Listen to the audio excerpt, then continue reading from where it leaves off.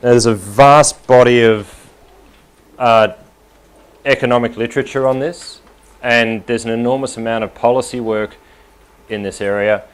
And one of the things that I find continually interesting is, despite all of that, how many open questions there are in this area. So my objective today, at least, is to talk at a relatively high level about how I organise and think through the research in this area, and to think about where the open questions are, and then give you a few illustrations drawn from my own work about how one might attack the task of contributing to this literature empirically.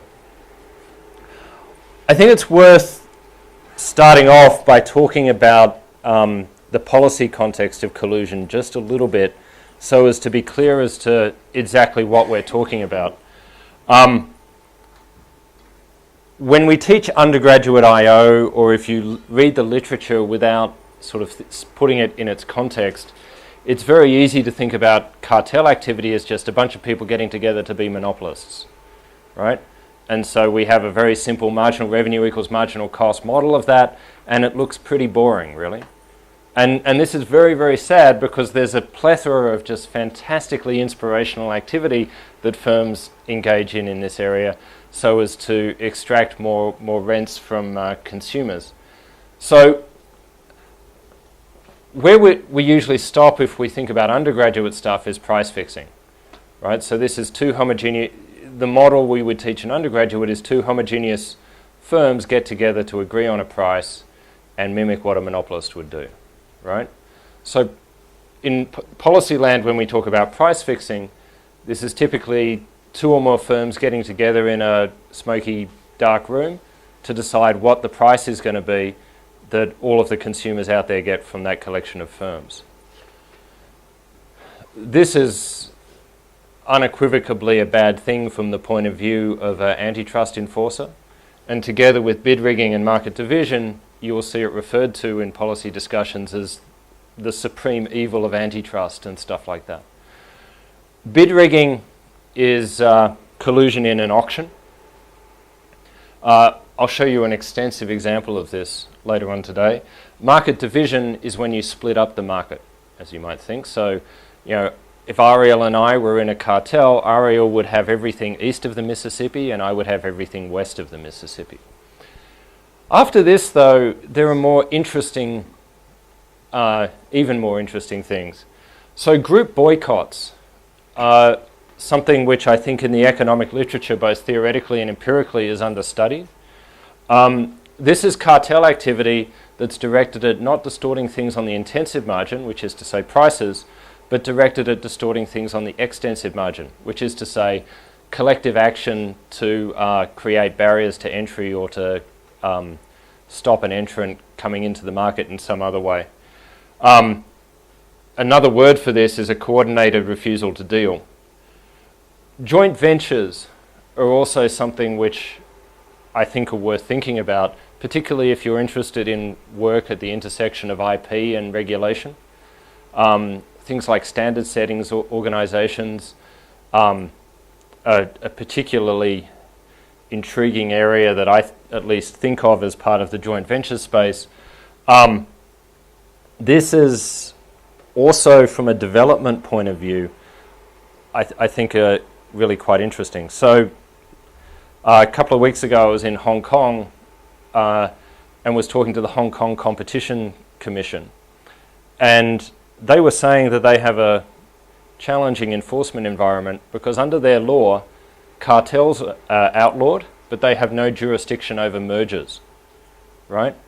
So anyone in Hong Kong with a decent lawyer, if they want to cartelize, what they do is they put a holding structure over the various companies, right?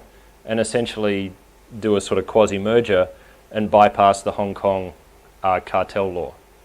So there's this area which is almost mergers, almost cartels, which is an interesting body of economic phenomena. Lastly, is a weird area of the law which covers information sharing. So this is, again, if Ariel and I were competitors, we weren't particularly agreeing on anything to do with actions as such, whether prohibiting entry from a nascent competitor or pricing or whatever, but we would be sharing strategically important information with each other. So essentially Ariel would see my state variables and I would see his, right? And that would make it easier for us to settle on an equilibrium, which is in some sense to our advantage potentially. So what I wanted to give you is the sense of the breadth of activity that happens out there in the economy, which in some broad sense one might think of as being part of this thing which we just sort of call collusion. What I want to talk about today are largely these three things, okay, which are the unambiguously bad stuff from a policy point of view, and the things which antitrust regulation, again, and much of the economic literature tends to focus on. I understand yesterday there was some discussion as to whether cartel activity can actually be socially good in specific environments. I'm glad you've had that discussion already, because I'm going to tend to think that it's, or present instances where it's at least ambiguous. Yes? So can you please give an example of group boycott?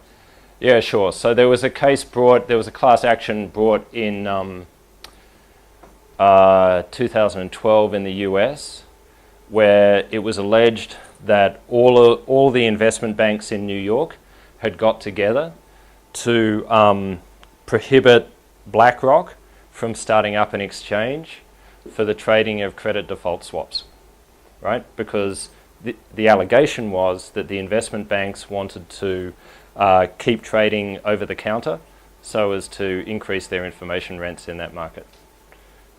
The lawyers took 100 pages to say that, but that was the... So they boycott in the sense So what it was alleged that the investment banks did was refuse to have anything to do with the exchange, right? And they prohibit all of their customers from trading on the exchange.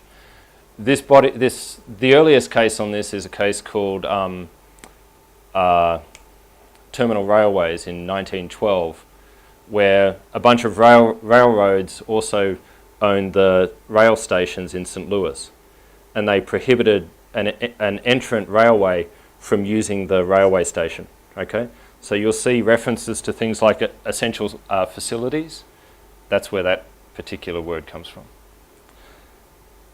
Okay, let's skip that. So what I want to do is to show you a little bit of the history of this stuff. So this is just the timeline of cartel cases brought by the US Antitrust Authority over time. Okay, so in the post-war era through to about 1980, cartel activity in terms of enforcement was actually not a major priority.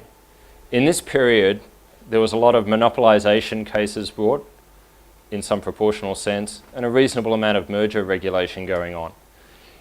When Bill Baxter takes over as the Assistant Attorney General of the Antitrust Division at Justice, though, there's a massive increase in cartel enforcement. And from this point on, cartel enforcement becomes roughly 50% of the caseload at US DOJ. It dips down here as the cases become sort of bigger, right? There's a lot of small stuff here. It's easy when you are either looking at the literature or just reading about contemporary activity to think that the world has always looked like it has now. And so it's useful both in reading the economic literature from sort of this period and also just in thinking about where fruitful avenues for research are, is to understand that we've had sort of differing priorities in enforcement. In the 60s, for instance, this is when some of the very early sort of modern work on cartel activity happened, and it happened in an environment where in some sense it wasn't the priority that it was today, is today. Here on the other hand, if we were to extend this further out and just look at sort of what the punishments were, you would see corporate and individual fines just go through the roof, right? So nowadays there are somewhere between 30 and 40 people in the US in prison for price fixing and bid rigging and market division offences. And it's every couple of years you see a fine being levied in either the EU or the US that exceeds $1 billion, right? So there's been a significant change over the last couple of decades in enforcement activity. This makes it sort of a fun time, I think, to think about cartel activity in the sense that this is a priority from a policy point of view, and yet, you know, I think there's still a lot of stuff we don't really properly understand. To that end, what I'm going to give you is sort of the way I organise the literature on cartels. So this is idiosyncratic to John Asker, but to the extent that it's useful, that's great. I certainly hope it's useful to you. So I start thinking about cartels actually with this cracker of a paper by Preston McAfee and John McMillan, which is about bidding rings. Okay, so this is in the American Economic Review in 1992. This paper is super if you're particularly interested in collusion in auctions, but I actually think it makes a significant contribution just in its first paragraph. In particular, in this paragraph, the authors point out that there's a bunch of challenges that any cartel has to overcome, right? So the first is that the conspirators have to come up with a mechanism for dividing the spoils that their cartel generates, okay? It's sort of obvious, but it's worth pointing out. The second is that an agreement is worthless unless there's some way to enforce it. So they need to come up with an enforcement mechanism. You know, this is difficult in this environment because illegal contracts aren't enforceable at law, right? So this is where all that repeated game stuff comes in, right? The third thing is that if you're earning supernormal rents through cartel activity, that would suggest that you're going to attract entry sooner or later. And so the cartel needs to come up with some way to deal with that threat to their profits. Both empirically and theoretically, I think this is one of the most understudied areas of cartel research. If you look at the historical record, however, the historical record is replete with examples of cartels doing magnificent things to get rid of entrants. So, for instance, if you're interested in predatory pricing, the best examples of predatory pricing come from cartels. So, shipping cartels in the 1880s and earlier have various examples of designating fight ships to deal with entrants. So what would happen here is that if there was a cartel on, say, the line from Manchester to New York, the, say, 4 companies that were jointly sharing that line would have a comfortable existence until some 5th firm enters and tries to undercut their business and get all the traffic. So in the historical record, what you see from time to time is that the original 4 guys that were in a cartel would get together, pool resources, designate what was called a fight ship, put that ship right next to the one from the entrant, match the schedules, and charge half the entrant's price no matter what. And it was a straight war of attrition. Okay? And the way this war of attrition ended took one of 2 forms. The first was the entrant would just leave, and the second would be that the entrant would display sufficient fortitude, financially and otherwise, such that they were eventually invited into the cartel, right?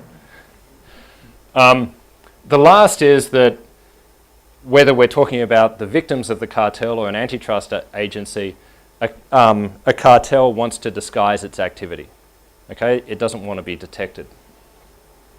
So from a theoretical point of view, right, this is let me give you the punchline. From a theoretical point of view, we've articulated, these four elements. Okay? So empirically, what do I think tend to be the questions? Well, measuring the market impact of cartel activity is something that various papers do, right? So at a simple level, this is what's the welfare impact of cartels, or how much is price increased, right? A slightly more interesting sort of layer of questions is, is the primary efficiency cost of cartels in deadweight loss? Is it a reduction in consumer surplus?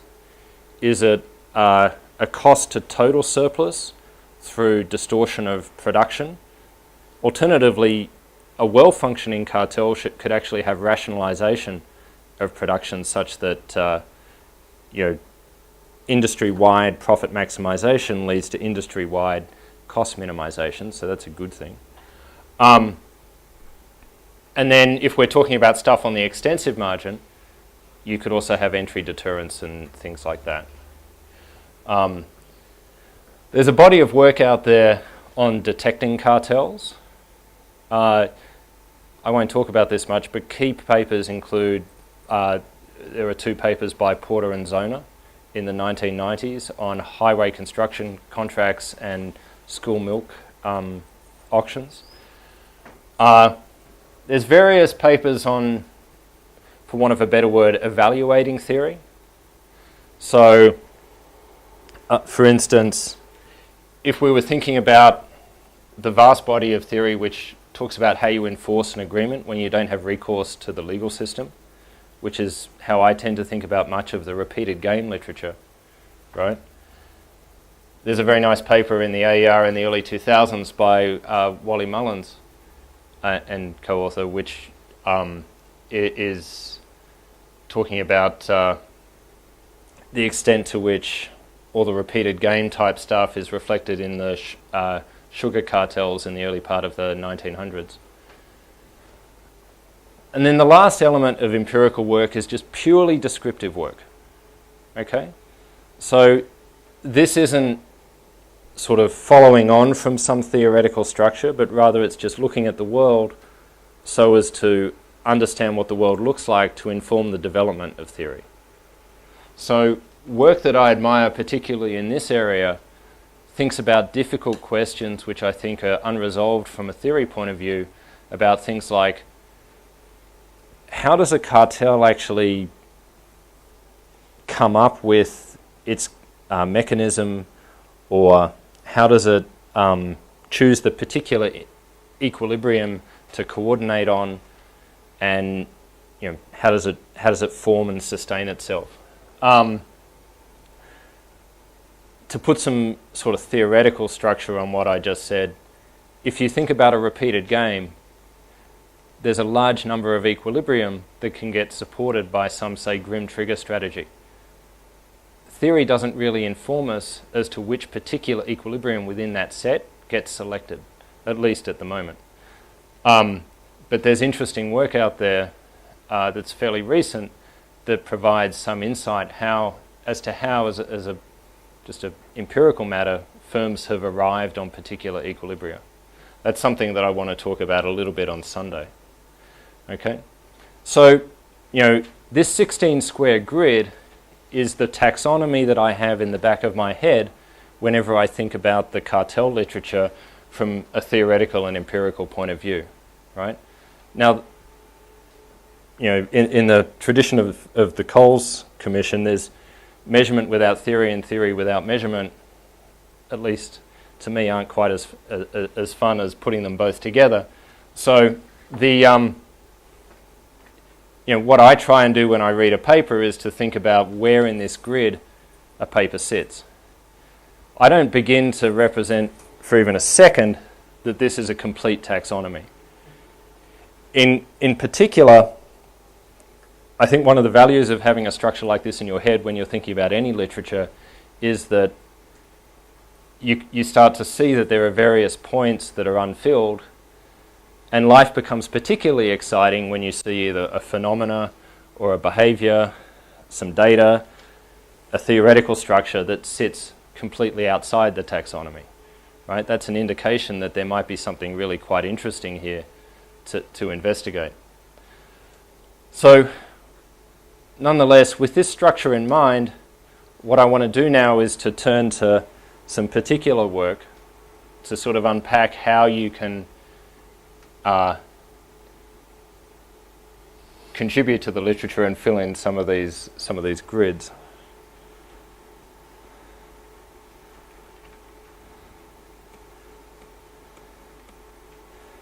All right. So, as much as anything, because I know it reasonably well, what I want to do now is just to talk about one of my own papers. So this is a paper I published in the American Economic Review 8 years ago, called "A Study of the Internal Organization of a Bidding Cartel." So this is going to be a paper about cartel activity in the context of an auction. Okay. So this is one of the forms of conduct which is, one of the supreme evils of antitrust. This is a good way to get into prison. The reason why I want to look at this is there's various aspects of it which I find helpful for just walking through an example of empirical cartel research. In particular, because I wrote the thing, I know where the data came from and kind of how it was put together. It also is a nice example of just bid rigging in a narrative sense. So the part of what I want to do here is just to give some specific empirical content to the phenomena we're talking about. So in terms of my taxonomy, where I put this paper is kind of pretty much about splitting the gains from a theory point of view and measuring market impact. So the theory literature which talks about how do you split the gains is really a mechanism design literature. Okay? The problem here is the cartel doesn't really quite know which members of the cartel are really adding value, at least ex ante, right? So, if Eric, Ariel, and I are in a cartel, Eric might be a very low-cost producer, Ariel somewhat low, and I'm actually incredibly high, right? So, it's really the two of them that's adding value, right? Because in competition, I would be putting very little competitive discipline on the market. However, in the cartel negotiation, I walk in there and say, what? High cost? Are you kidding me? I'm an incredibly low cost guy. I bring massive value to this exercise. And so, what we need to do is to come up with a mechanism where I at least somewhat usefully reveal to the cartel that I'm not that important. And so most of the returns go to these guys and less to me. Right? So this paper is about how the particular solution that this cartel came up with to solving that problem shaped the way that they ultimately affect the market. So let me run through the basics of collusion as we might teach undergraduates for a second in this setting, and then I'll talk about exactly what happened. So to give some context, this is going to be a paper about auctions for rare stamps. Okay? Let me be clear, this is a market which no one should care about in and of itself, but it's an interesting market for illustrating the phenomena of interest. The way these stamps are sold is that there's an auction at Sotheby's or something like that, and so there's a guy up the front saying, do I hear $5? Yes, $5 up the back, $10, $15, $15 down the front. The bid is at $15, going once, going twice, sold for $15 to the gentleman in the front row. So it's an open outcry auction, and the way we would think about that normally in a theory setting, at least our first pass would be as a button auction. So the price would go low. As the price went past $3, this bidder would drop out, this guy drops out, bidder 2 drops out, and so the price would be about $8. And bidder 1, who has the highest valuation, would get it. So, as one might expect, if it's bidder 1 and bidder 2 who are actually colluding in this auction, right, the price comes up, bidder 3 drops out at a price of around $5, and these two guys don't compete against each other. The transaction price is now 5 instead of 8, and if the cartel is operating effectively internally, it'd be bidder 1 who actually gets ownership of the item because they have the highest valuation. Now notice that the existence of a cartel doesn't necessarily need to affect the auction at all. If it's bidder 3 and bidder 1 who are colluding, price goes up, it's still going to be bidder 2 that determines the transaction price, right? So there's no actual distortion to the transaction price here at all. What do you mean by collusion in a setting like that? So these guys have agreed that they won't compete against each other. But they don't. But it's a meaningless agreement. Right. Yeah, there's no action here, right? I totally agree. But before they walk into the auction, they don't know that there's this bidder hanging around, it's right? That they don't Right? know. Yeah. So in the realization, So he could be lower than 5, in which case they. yeah. So you and I agree to cartelize. We walk into the room, and Alon is there, and he just drives the price up, and our agreement doesn't end up being useful.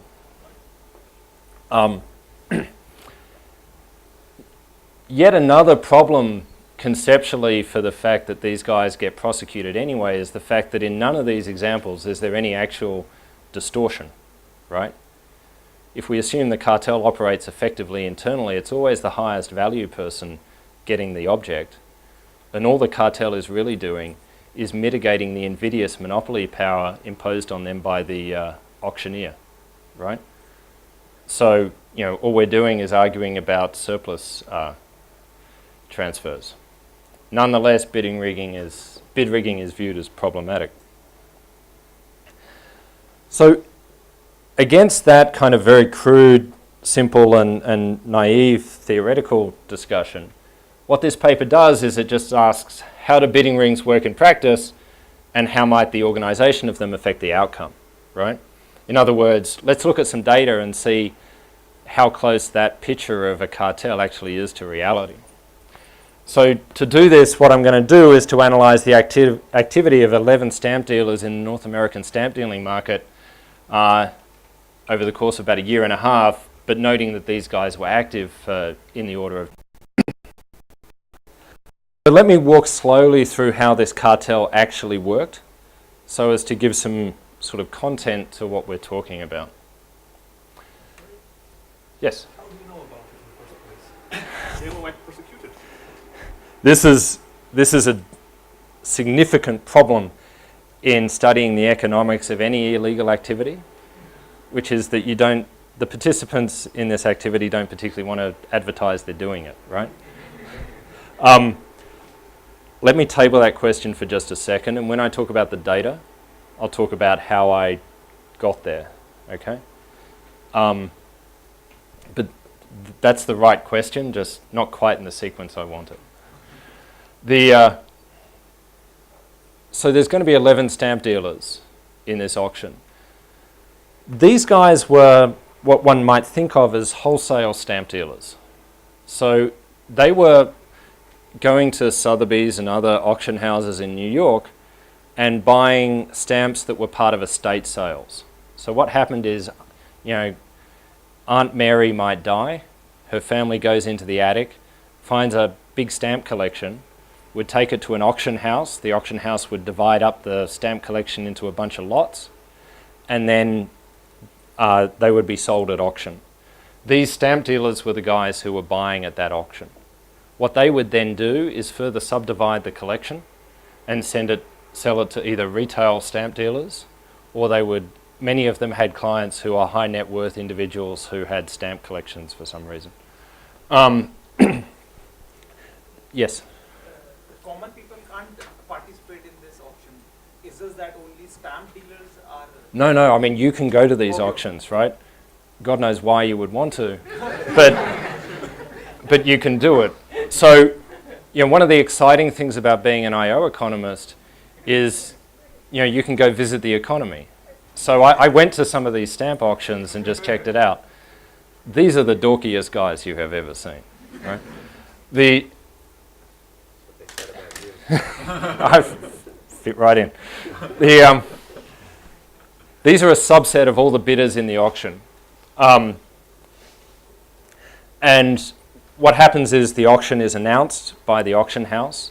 There's a period where you can go inspect the stamps, and then the auction happens, right? The auction is usually there's a couple of hundred lots in the auction.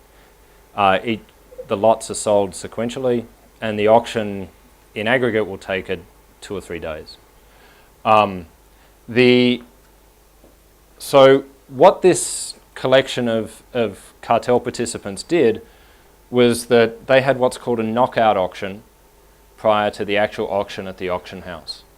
So what this knockout auction was an auction amongst themselves, right?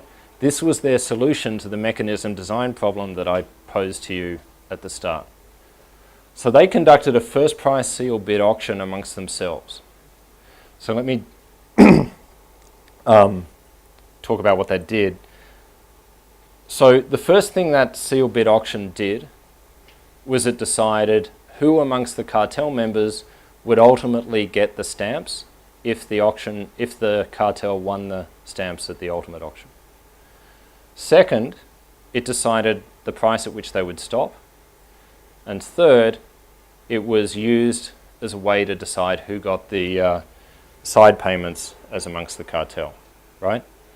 So, again, if Eric, Ariel, and I are in the cartel, I might write down a bid of $700. Eric writes 1,000. Ariel writes 1,200, right? Ariel would win the knockout auction. If the cartel gets the stamps, Ariel gets them. And the cartel would bid in the what I'm going to call the target auction up to 1,200, right? Which was Ariel's bid, right? So the winner's bid is taken as the instruction to the cartel's agent in the final auction as to what they should bid up to. I'll talk about side payments in a second.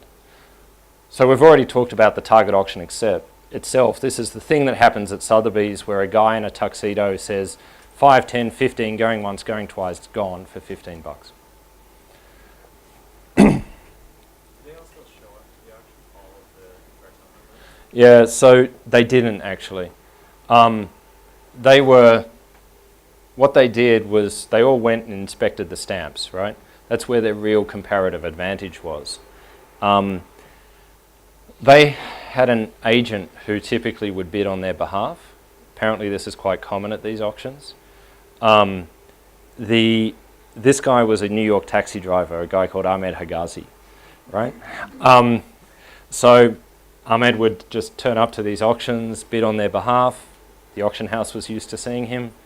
They understood he was an agent for a bunch of these stamp dealers, and that was that. Occasionally they would turn up, if it suited them, but it wasn't always the case. When you go to these auctions, you actually see several agents bidding on bidders' behalf, right? So this isn't an unusual practice in these auctions. Yeah, so again, in many other market settings, that would be a huge red flag. This one turns out not so much. Eric? Do you know why in the knockout auction they use the first price format rather than the English auction? I would have thought the English auction would discover the right price better. So you have excellent intuition. If you read the history of this stuff, right, in these kind of market for collectibles, the first account that I found in the history is something in the late 1700s, where it was kind of in London, a bunch of people, I think it was art, they'd just go to the pub and if you won, you would have to buy me lunch, right? This evolves over the course of a good 100 years or so until by the early 1900s, there was what was, I think, referred to as the Paris system or the London system, right? And the Paris system was a first price seal bid implementation that operated ex ante. That's what we see here. The London system was an English auction that happened ex post. So there's an interesting account of an auction that happened at Ruxley Lodge for a collection of rare books. It was a significant collection. It included some first folios of Shakespeare and good stuff like that. The way that was implemented was that 81 book sellers came up from London to this estate sale, picked everything up for, I think, in the order of £2,000, and then, in a spectacular sort of bit of irony, next day went to the village next door to a place called Ethical Hall and conducted an open outcry auction amongst themselves, shared the proceeds, and then the more important members of that auction then had another round, and the historical account is that this happened 4 times. So you can sort of see in the sequence of those open outcry auctions, if you survive to the next round or invited, by signalling that you're important to the cartel, you get more and more of the side payments because everyone in each iteration of the auction is sharing the proceeds that are collected, right? So the historical accounts of that particular cartel suggest that the retail value of the book collection was in the order of £80,000 or something like that. So they got a good return on their investment. What I want to show you is how the... Can I ask one question? Yes. So wouldn't the open outcry auction be, detection would be a problem? Maybe they'd all have to actually get together and do the open outcry. This, they can just send in a bid, never have to Yeah, get it's together. fairly innocuous. Yes. I suspect there's something to that. In the early 1900s in England, I don't think there was anything like the regulatory... No, I never did stamp on Yeah. So I think also part of the reason they... All right. So in talking through the data... I'm sorry. So if I'm the dealer with the highest valuation in the knockout stage, Yes. so I would have an incentive to send another agent right to the action, and then I wouldn't need to split the value, and just to be maybe a bit above that. Yeah. Hang on to that thought, right? Let me walk through the mechanism, and then we can talk about the incentives for doing that. I actually think that's one of the reasons this is an interesting cartel, right? If my bids in English or first price auction also determine the side payments, so I'm bidding and paying not to the organizer of auction, but we redistribute money amongst ourselves, then it creates like incentives to distort your value, right? You have good intuition. So this is why I started off with that very simple example that we might teach undergraduates, right? What I'm going to show you here is that the internal mechanism does distort bidding and allocations, right? So when you look in practice at what's going on, right, the simple things that we might do if we were doing theory in a vacuum turn out not to describe the phenomena in practice. And in particular, observing what happens in practice opens up what I think are some interesting theoretical questions as well as empirical ones, right? So in about 2 slides, I'll show you exactly where the distortion is. Here's an example of the data, right? This is an example of data from a lot which was sold in 1996 at an auction house called H.R. Harmer. There were 5 members of the cartel that were interested in this particular lot of stamps. What they were, once I tracked down the catalogue, is they were a bunch of 19th and 20th century Italian stamps, blah, blah, blah, in mixed to very fine condition, and the auction house estimated their value at somewhere between $700 to $1,000. Okay? As I said, there were 5 members of the cartel interested in this auction. I just call them K, C, J, I, and D. I know what their names are, but I had this interesting discussion with the Human Subjects Committee at NYU, which is where I was at when I wrote this paper, as to whether I should write down what their names are in the paper. And after the Human Subjects Committee just losing their mind for a week or so, I just decided to anonymise the whole thing.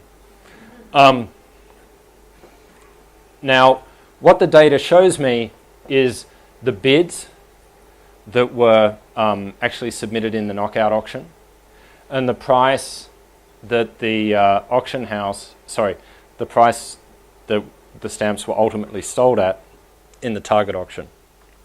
So here I know that the cartel won the auction because the highest knockout price is higher than the target price, and also I have a record of the side payments that they gave each other, right?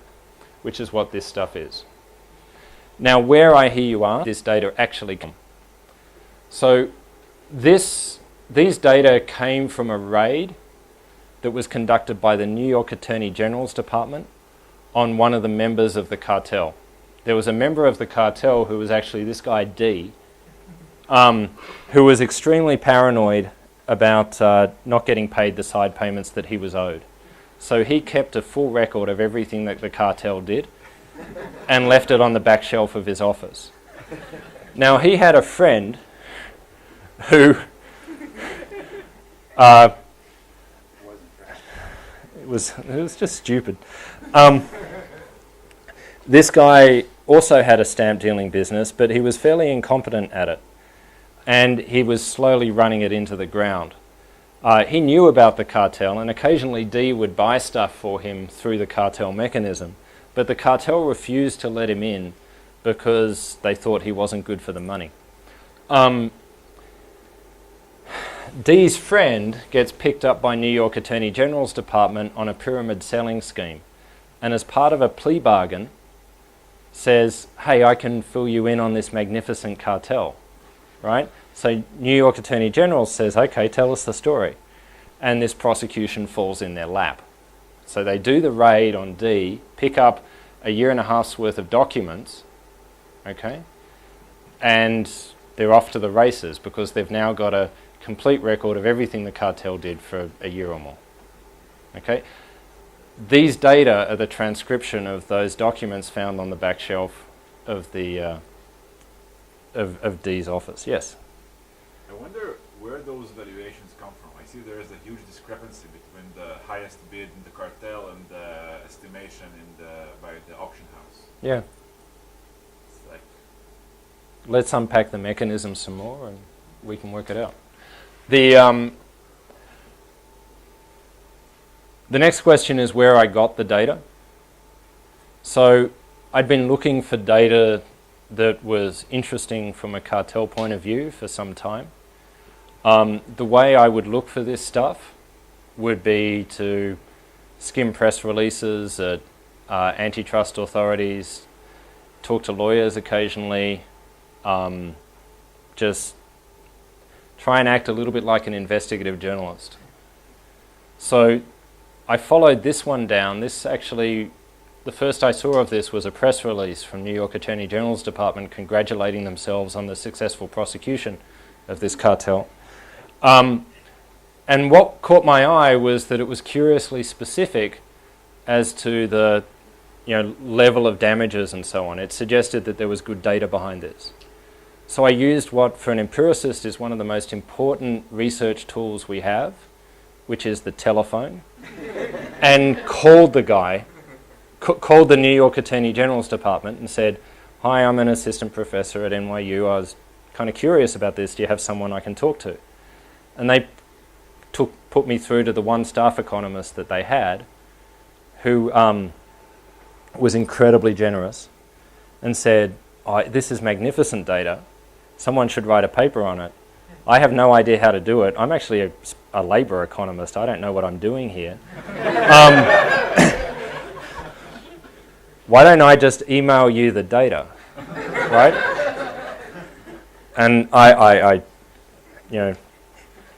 a week later I have this sort of data set sitting on my desk, which is kind of basically this. And I think if I can't write a paper with this, I have no business being in this profession. Then I actually had to do some work. I got back in touch with New York Attorney General's Department and chatted up one of the lawyers, who then gave me 300 pages of depositions collected in the course of this investigation. So that gave me a narrative of exactly what the data generating process underneath these data were. Then I tracked down the catalogues. This actually took a lot of time and was hard work because none of the auction houses keep their catalogues, right? So I had to go down to the Smithsonian to get some of them. Others I had to buy from collectors. It took about 6 months to find all the catalogues. Then I was off to the races. So that's the story of how I got these data. One of the reasons why I wanted to spend a little bit of time on that is that, it's difficult to get these data and it takes time, but the returns to investing in high quality data, whether it's by getting it from a vendor or tracking it down like this or some other means, is very, very high. Many of the papers, not many, a non-trivial number of the papers that you see in graduate I/O courses get data from idiosyncratic places like this. So, correct me if I'm wrong, but John Rust's Harold Zerker paper, this is a very famous paper on the replacement of bus engines that won the Frisch Medal Award. He got that because he was drinking in a bar next to the guy who did this stuff, right?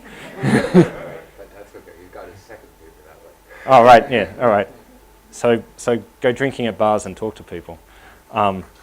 It wasn't the Zerker one, it was a different one. It was the steel one. All right. So anyway, that's the story of the data behind this particular paper. So what I want to do now is to talk about where these side payments come from. So here was the mechanism. The mechanism they had at this point was if your bid in the knockout auction was less than the price that the cartel eventually got the stamps for, you weren't eligible for a side payment. Next, if you bid more than the price the stamps were ultimately acquired for, you became eligible. And the way they would do this is they would start off by looking at the closest bid in the knockout. So in this instance, it's $1,400. They would take the difference, which is $50. Half of that would stay with the winner. In other words, this guy, K. And the other half would be split evenly between everyone who bid above at or above $1,400 who didn't win. Okay, so in that instance, we have a $50 increment. Half of it gets paid in side payments, which is $25, and that $25 is split evenly between 2 and 3. Okay, so that gives $12.50 here, and $12.50 of this $237.50 here. So that means there's $225 here that I still need to account for.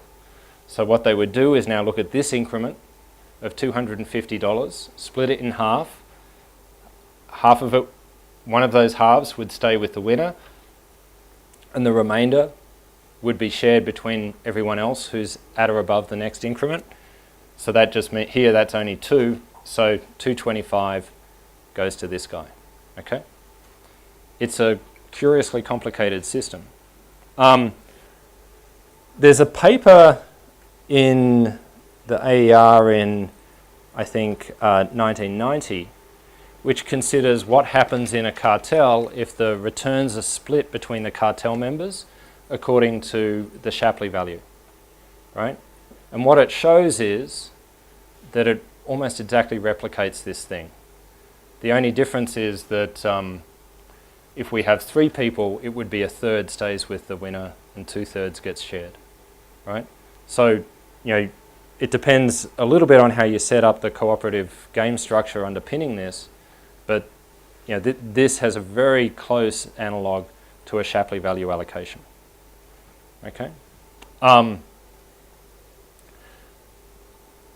I find it amazing that in the course of 200 years of evolutionary mechanism design, we end up with something that was being written about by Eric and others in the late 70s. That's when you were doing that stuff, right? Yeah. It's extraordinary. So if there were only 2 people in this auction, they would be doing exactly a Shapley value allocation. Okay, now this gets to, so I've answered the first of your questions, which is where'd you get the data? Let me go to the second, which is let's now think about the implications of this for allocation. So this is going to be, I'm going to model this as an independent private value auction, right? So empirically, this is sort of one of the first issues that you need to confront when you're trying to analyze auction data, right? You need to write down a data generating process. And that means you need to start to think about what's the nature of the private information here and how is it modeled. So one might think that you could do IPV or common values. IPV turns out to be a lot easier to deal with, right? So, that's in part why I go with that here. The other reason is that although there's common elements contributing to the valuation that these guys have, in terms of that part that's not commonly understood, in other words, focusing on the asymmetric part of the information, the private information, from what I could understand of how the market worked, IPV didn't sound unreasonable, which is to say much of the idiosyncratic part of their valuations comes from things like having specific relationships with specific customers, things like that. Yes? So they are reselling it down the road? Yes, that's right. Collecting themselves? They're either selling it to retailers or they're selling it to high net worth collectors. Okay? So let's just think about, from now on I'm just going to think about instances where only 2 of the cartel members were interested in the stamps. I'm going to think about the objective function that these guys are considering when they're working out what to bid in the knockout auction itself. So if you think about it, a cartel member in that knockout auction, the first thing they think about is how much do I value the object, and if I win it in the target auction, how much am I going to have to pay, right? That's my margin, and I'm going to adjust that by the probability of winning. So far this is very standard. I'm going to take into account that if I win, I'm going to have to pay some side payments, okay?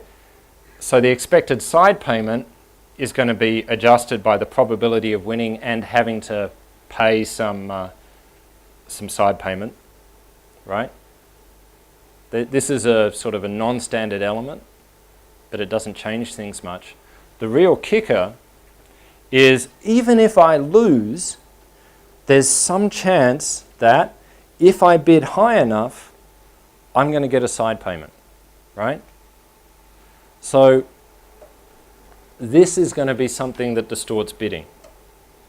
So in sort of at an intuitive level, imagine I bid my valuation in this auction, right? Were it not for this, that would be a solution to the maximization problem described here. But with this, even if I bid my valuation, there's an incentive to bid a little bit more because I've still got a chance that will increase the probability of a side payment, and my side payment is increasing in my bid in the knockout auction. Okay? What this means is that the bids in the knockout auction will always be higher than the bidder's actual valuations. Okay? So this is the one bit of algebra I'm going to put up here, and I apologize for the notational heaviness. This is what a rearrangement of the first order condition looks like in this problem. The valuation of the bidder is equal to their bid less the markup associated with their, for want of a better word in this instance, information rents. Okay? So this minus sign here is the thing that's telling you that they bid higher than their valuation. In the standard auction theory that we learn in kindergarten, this is a plus sign. Okay?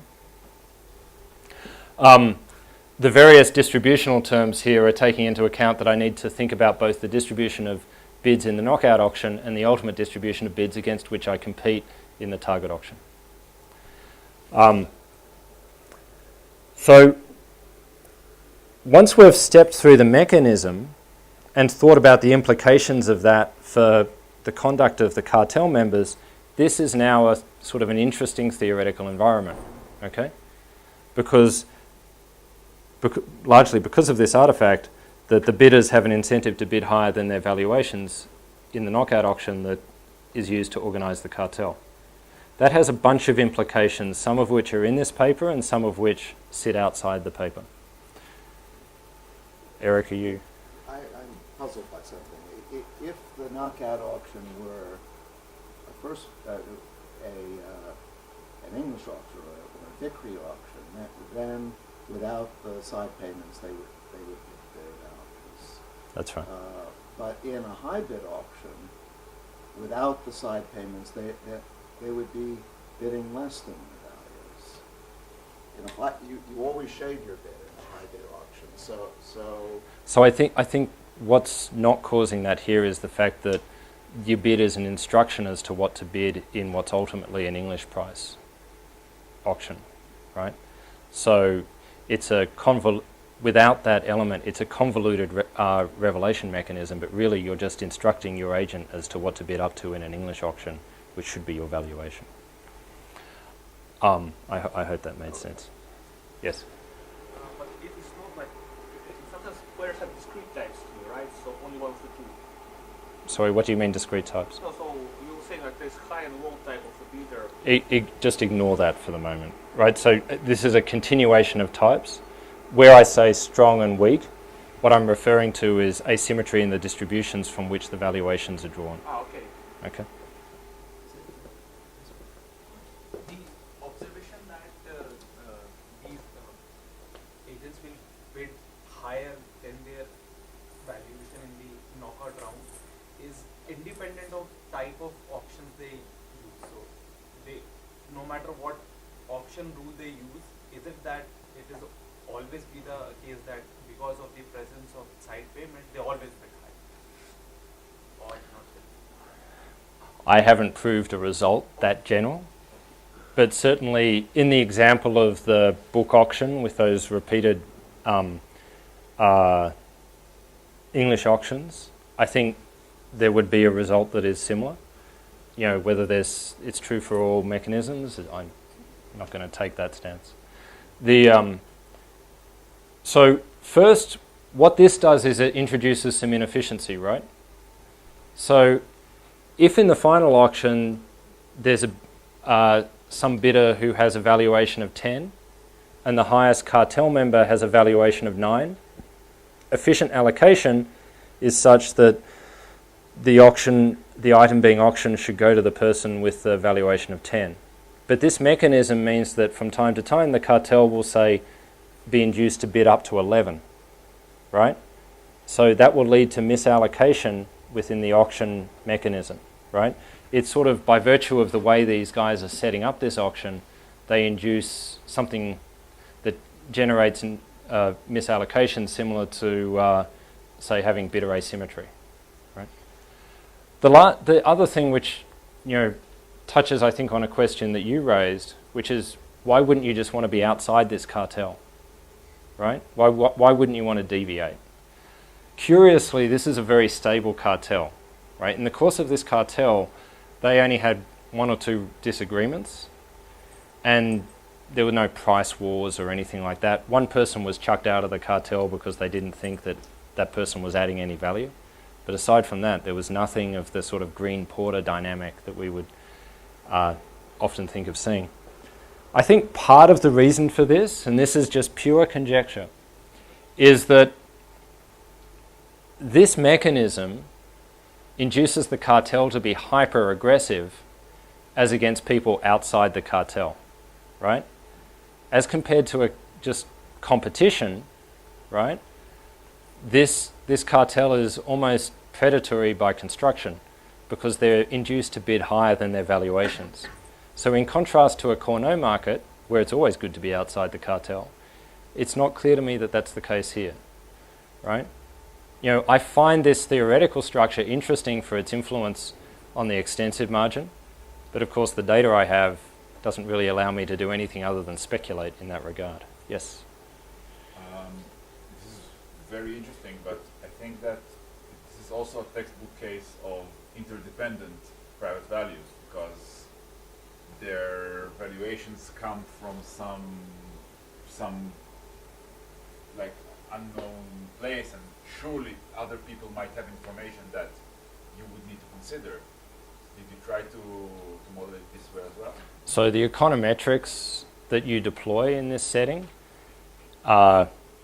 means that, as is always the case with empirical modeling, you have to make trade-offs, Yeah, sure. right? And in my judgment, that interdependent stuff was swamped by even bigger empirical problems, right? Which is a great segue into, now let's just see how you put data through this. I've talked about this in large part, but talking about what's interesting here theoretically.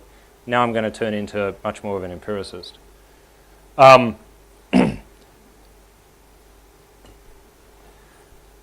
first thing one should always do when one has an interesting data set is just look at it descriptively, right? We learn an incredible amount from that. So that about a third of this paper is really a empirical narrative as to what's in the data. One of the interesting things in these data is this picture, right? Which is the net payments from the ring by member. So here's each of the cartel members, and this is money over the course of the year or so where I have the data. A plus means that that person was a net recipient of money from the cartel, and a minus means that that person was a net payer of side payments. What you can see is there are at least two members, D and G, who seem to be making pretty good money out of this cartel, right? In particular, you know, D is making in the order of $22,000, $23,000 a year, presumably tax-free, in the mid-90s, which isn't that far below median income, right? Certainly above the poverty level. So it's a nice little supplement for this guy. D is actually curiously good in the data at coming second in these knockout auctions, right? He is much better at coming second than anyone else. G is also quite good in this regard, and H, although H doesn't participate very much, conditional on participating, he's quite skilled at coming second. D was the guy who got raided, right? So he got interrogated. In his deposition, for what it's worth, he said, look, I wasn't really in this cartel for the getting the stamps part of it. I was in the cartel because it was a great way to get side payments, right? So this is what, as an empiricist, I look at this and I think maybe I should build an empirical model that accommodates some asymmetry between the bidders. So when I talk about that strong and weak stuff, in the paper, this guy, and this guy are weak. So their types are drawn from one distribution, and everyone else is from another distribution. This,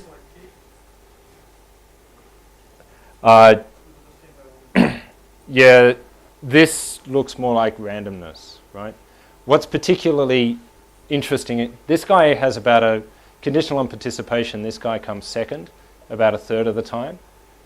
For the rest, this guy's about the same, and that guy. Everyone else, it's about 10% of the time.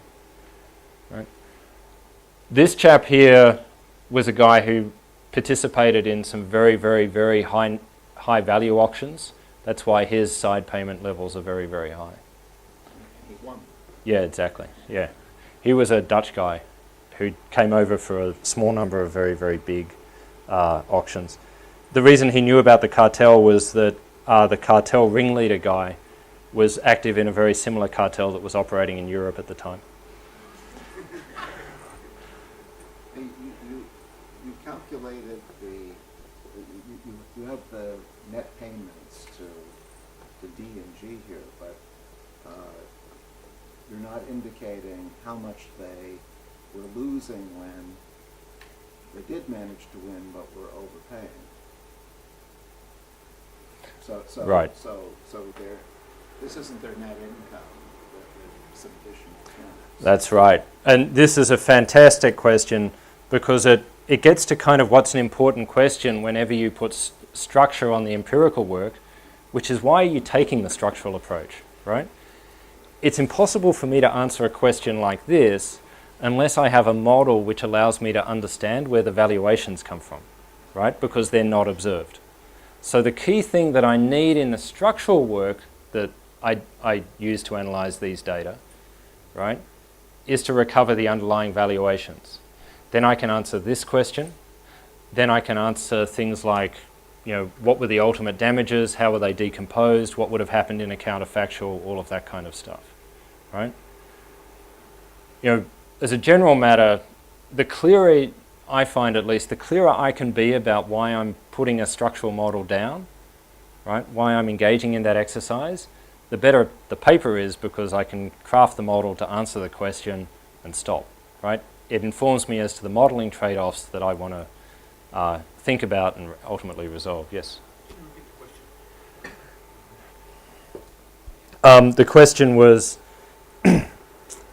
Professor Asker, this decomposition you've done, it doesn't tell me what's economically interesting, right? Because what I really want to understand is whether these guys were making losses when they won and so sort of hurting themselves, or whether the cartel was actually to their advantage. I mean, it's interesting descriptives, but come on, we're economists here.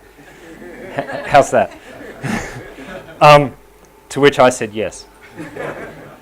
And, you know, thinking about the economics is why we get to structural analysis, right? Why we want to put model structure on the data so we can do further measurement. So let me, you know, given that the object of the exercise is to back out valuations from bids, let me heuristically show you how I do it, but first. There's another question about the measures. How good was DOJ estimate of those damages? And did they even need it, or they just go Sherman Act, cartel, that's it? Yeah, so they didn't bring this criminally, and it was actually brought by New York Attorney General's Department, but the Donnelly Act, which is the operative legislation in New York, operates the same way as the Sherman Act. So what the labor economist guy wrote a 2-page report, and he just made a very, very naive damages calculation, assuming that the bids in the knockout were true revelations of type, and that was it. You know, at a first approximation, it wasn't terrible, right? It got the order of magnitude right. And, you know, given this stuff invites treble damages anyway, it's not a big deal. So here's the first order condition that comes out of the theory. What I'm going to do is now deploy this empirically. Okay, so this is in auction land. This is the analog for something like estimating a demand curve and then using an elasticity to back out costs. Okay, this is a markup. This is a price. This is a marginal cost. Now it's just that the objects in the markup here are a little bit different. Have a look at what's on the right-hand side here. The bid is data. Okay, I see this thing. What I don't see are these distributions. But you'll notice that they're all functions of observables, right? So naively, what I can do is I can go, you want the CDF of bids in the knockout auction? Sure. I can just calculate that off the data. You want the PDF of the distribution of bids? Similarly, I can calculate that off the data. So this boils down to non-parametric estimation of distributions of bids. Okay, so in this, you know, in the auction empirical literature, what one does is non-parametrically estimate the relevant distributions, put them into this function, and use that to pop out the latent variable we're interested in, which is to say the valuation. Okay. So you're assuming these distributions are the same across auctions? Yeah, up to a point. Because they might be selling rather different sorts of Yeah, stamps. so this is sort of big empirical issue number one, right? Stamp lot number one is not the same as stamp lot number two. So we need to account for heterogeneity across the observations. So there's two parts of heterogeneity that we care about. One is that which we can observe as the econometrician, okay? So to deal with observed heterogeneity, the first thing we do is to project the bids down onto observables and wash out all of the stuff. Now, the wonderful thing about risk neutrality in an auction model is that our valuations and bids are linearly related, right? So that means a linear regression will do the job for us, right? So life gets much harder if you were to say, but what about risk aversion or something like that? The next problem is how to deal with unobserved auction heterogeneity, right? So here's all the issues. There's a technical issue around selection, which I won't talk about. I've talked about observed auction heterogeneity. This is in the same way that in a linear regression, we want to take care of other covariates, right? Yeah, for the this is the analog to that. The next issue really is unobserved auction heterogeneity, right? So the issue here is that all of the bidders in the auction inspect the stamps. They see something about those stamps which indicates they're either high value or low value, but as the econometrician, I can't see that, okay? If I were to just simply ignore this, this would mean that there would be, as I pulled bids across the auctions, the bids would look more spread out than they really are. Okay? This in auction empirics, this is the analog to having an endogeneity problem. So what I need to do is to come up with some way to account for this unobserved auction heterogeneity. This is actually very similar to a classical measurement error problem, right? And what's nice is in an auction, you have two or more indicators that are contaminated by the same problem. So if I have two bidders in the auction, right, both of those bids will be shifted by the same unobservable, right? So if I have two auctions and the two bids are over here in one auction and over here in another auction, right? Heuristically, you could think about taking the mean of the bids and then looking at the difference of the means and attributing that difference to the unobserved thing that's shifting these auctions around. Can I ask? Yes. I thought you told us before that the different guys value the auction differently. I'm going to ignore that complication just to get this econometric issue sorted out, right? So the analog to that heuristic adjustment that I made is using something called a deconvolution estimator, which is tricks with inverse Fourier transformations, right? This is a little bit of non-parametric econometrics that is really an analog to a random effects estimator that one would deploy in panel data, right? There's a very nice paper by Elena Kratnikotskaya, which was published in Restart actually in I think 2012, but had been around for a while, which shows you exactly how to do this in auction data. Now there was a question over here, which is why isn't this interdependent private values, right? As an empiricist, my view, and I'm happy to be disagreed with, was that dealing with auction heterogeneity in this setting was first order, right? There's simply no way I could do anything sensible without dealing with that. The cost of doing that, though, is that things like dealing with interdependence I had to throw out because I needed the structure that IPV imposed, right? So as in all empirical work, we need to think about what's the structural trade-off we need to make, right? When we impose discipline on data through theory, we need to think about, am I putting too much discipline on? Am I putting too little? What am I getting out of that discipline? Here, I think, if you give me IPV, I can deal with auction heterogeneity. At least for me, that's a trade-off I can live with here, right? It's also, if you could do something like this and do interdependence in a clean way and identify it, that would be a significant contribution to the literature. Well, that would mean I have to decide somehow to pool auctions and claim they are very similar. And yeah, doing that in a way that's not ad hoc is difficult, right? But to some people that's do not go here, danger, danger, danger. To other people, that's an opportunity for further research. Particularly if you're an econometrician, I think that's kind of interesting. When you go through the econometrics of this and implement it, we now have a model where you... Yeah, sorry. Oh, Just to clarify, so the assumption is that the heterogeneity is common, right? It's a private value model. That's right. Your assumption about the difference between the different auctions is Yeah, homogeneous. yeah. So all the bidders can see the same stuff, and they're yeah.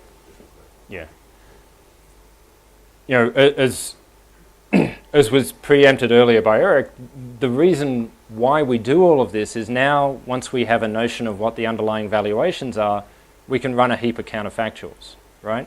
In particular, I can say things like, if the ring didn't exist and they just competed with each other, how much money would have been made? Who would have been allocated the auction?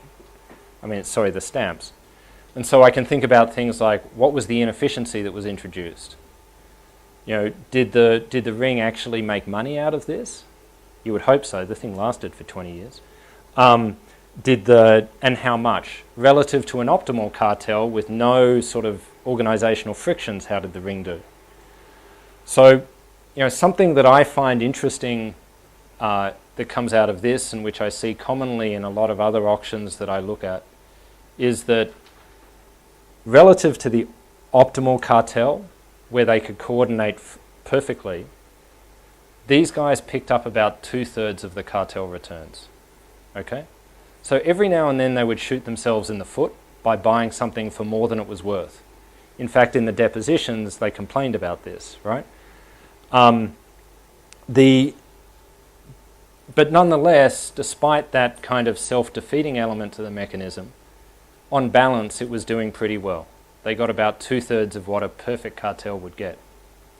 What do you mean by perfect? A cartel that could see exactly what all of its constituent members' valuations were, right, and coordinate perfectly on that basis.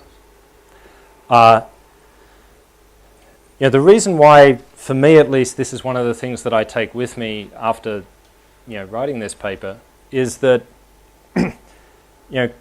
cartels work, but they don't work perfectly. So, I often think about cartels as being a little bit like families, right? To paraphrase Dostoevsky, all of them are special in their own special ways. And all of the problems that you have coordinating with your families are problems that cartel have, in spades in coordinating amongst themselves. At least theoretically, we like our families, right? These guys kind of hated each other's guts, but they understood they had to cooperate with each other. This is a recurrent theme that you see empirically when you look at cartels. What I want to do... Yeah, absolutely. So I know you don't want to go there, but I'll just make a comment anyway. Say the word dynamic. Yeah, so let me just say, why is it sort of interesting here? Yeah. Because the value to the guy who's producing the stamps, has gone down. That decreases investment incentives. Okay. Typically in a cartel, if you're just doing retail pricing and keeping prices too high, the investment incentives go the other way. So it's sort of interesting that when you do these auction things, you have two different effects on investment incentives. Absolutely. So let me restate Ariel's point. I'm going to sort of interpret it a little differently, though. The point was, look, this has reduced the returns that the upstream person gets, and that decreases the incentive to bring these stamps to market and so on, right?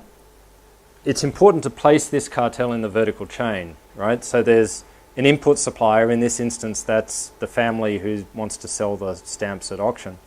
And then there's downstream, which is all the retail stuff. And what's happening is surplus is being transferred, it's being taken away from the upstream part and potentially given to the downstream part. What this means is that if you think what's first order for social welfare is investment upstream, this cartel's got to be bad. If you think what's socially important is investment downstream, right, this could be good in the sense that it's increasing the margins for that part of the industry that's downstream, right?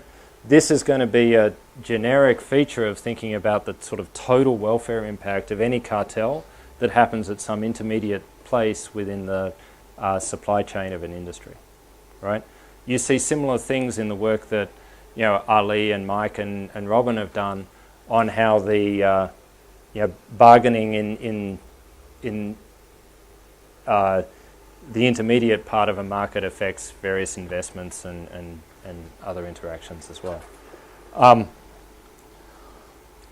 What I want to do very briefly is talk about another paper, and this will just be a 5-minute kind of overview of a very different cartel. This is a very recent paper that Jan and Alan and I have written about OPEC, right? So OPEC's a kind of famous cartel.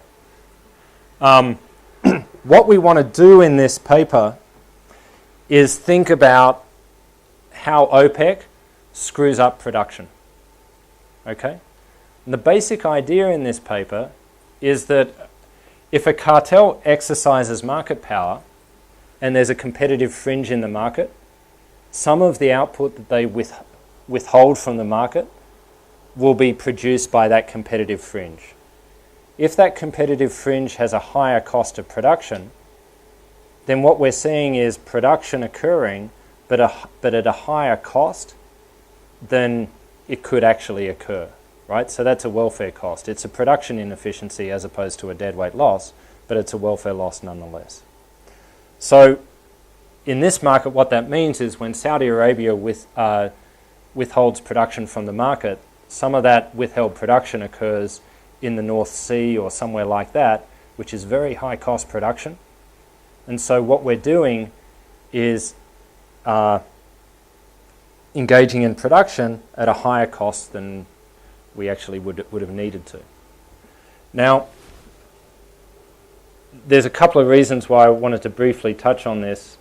The first is that this is an example of where, in assessing the impact of a cartel on the market, we don't look at consumers, we don't look at deadweight losses, we actually just look at the resource cost of engaging in the activity that we saw happening, right? So this feeds into this point that cartels can either be good or bad from the point of view of doing production efficiently.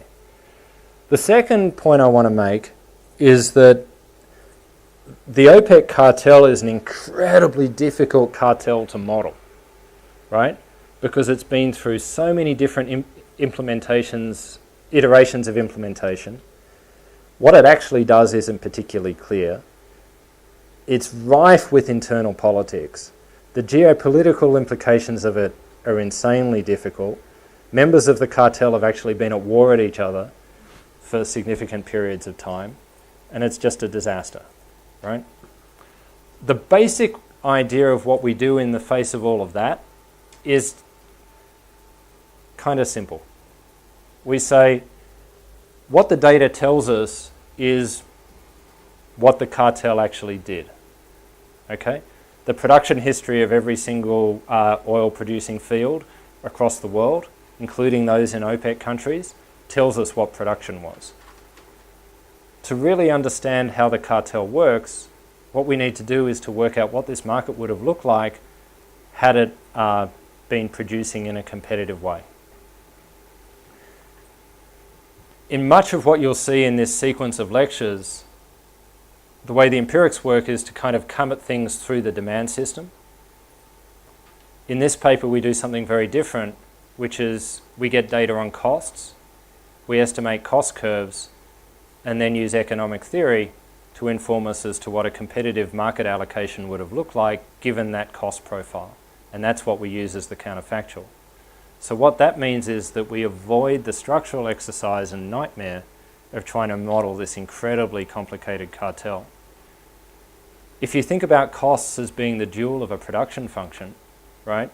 This suggests that production function estimation and coming at things through the lens of census of manufacturing type data and things like that, in some instances might actually be a productive way to engage in empirical work in areas where otherwise we wouldn't have a great deal of visibility.